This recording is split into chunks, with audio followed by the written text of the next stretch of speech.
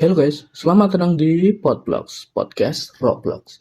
Dan gue Rizky, dan dua teman gue yang paling pintar di circle ini, yaitu Gue Kina. Dan gue Gita. Hari ini kita bakal ngebahas soal hukum bisnis, khususnya tentang perseroan terbatas atau lebih dikenal dengan PT. Nah, ngomongin PT nih, gue tuh sering dengar orang bilang, mau bikin PT biar kaya.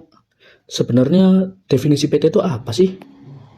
Oke, jadi menurut Sayuti, PT adalah badan hukum yang punya kekayaan, hak, dan kewajiban sendiri yang terpisah dari harta pribadi pendirinya.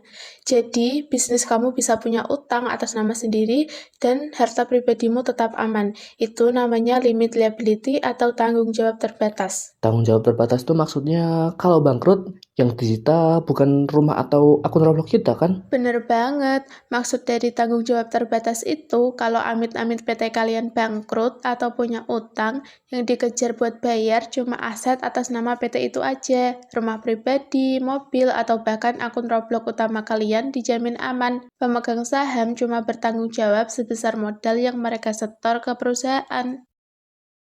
Tapi Ki, lo tau gak sih kalau PT zaman sekarang tuh udah beda banget tau?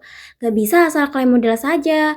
Sekarang tuh sistemnya udah mulai canggih, pakai yang namanya OSS atau Online Single Submission.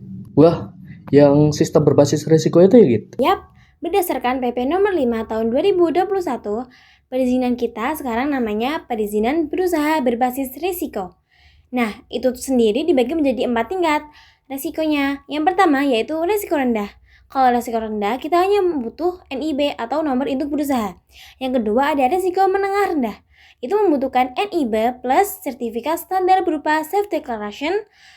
Yang ketiga yaitu resiko menengah tingkat tinggi, yaitu butuh NIB plus sertifikat resiko yang harus diverifikasi pemerintah. Nah, yang keempat itu resiko tinggi, yaitu harus ada NIB dan izin khusus. Selain yang udah disebutin kita, kalian juga harus beresin persyaratan dasar kayak KKPR untuk tata ruang wilayah, persetujuan bangunan gedung atau PBG, sama instrumen lingkungan kayak AMDAL, UKL-UPL, atau SPPL tergantung pada skala dampak usahanya. Ribet juga ya. Tapi demi legalitas internasional dan tata kelola yang profesional, ini wajib hukumnya. Ngomong-ngomong soal PT nih, katanya ada kasus seru nih tentang pembubaran perusahaan di Mahkamah Agung. Ceritanya gimana tuh, Git? Spill dong. Nah, ini menarik banget guys. Ada kasus putusan Mahkamah Agung nomor 02/PTD-PN tahun 2009.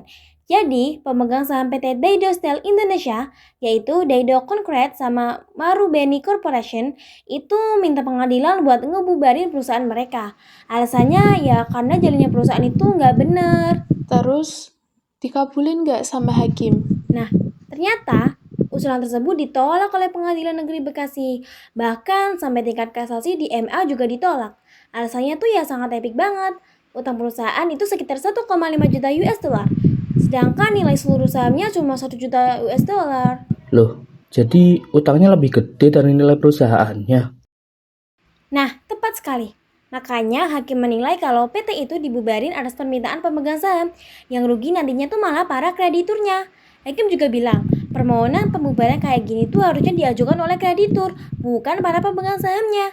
Akhirnya mereka berdua gagal untuk membubarin PT tersebut dan malah disuruh bayar biaya perkara. Wah, itu bukti nyata kalau prinsip hukum itu ngelindungin semua pihak, termasuk orang yang ngasih utang atau kreditur. Gokil, daging semua materinya hari ini. Jadi kesimpulannya tuh, bikin PT itu emang punya kelebihan, kayak tanggung jawab terbatas dan manajemennya bisa profesional.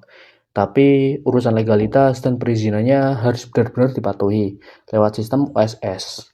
Bener banget nih guys, jangan sampai salah langkah hukum ya, biar gak zonk di kemudian hari. Oke guys, kayaknya durasi kita udah mau habis nih. Sip, kalau kalian ada pertanyaan, langsung aja drop di kolom komentar ya. Gue Rizky. Gue Kina. Dan gue Gita. Cabut dulu. Dadah. Thank you.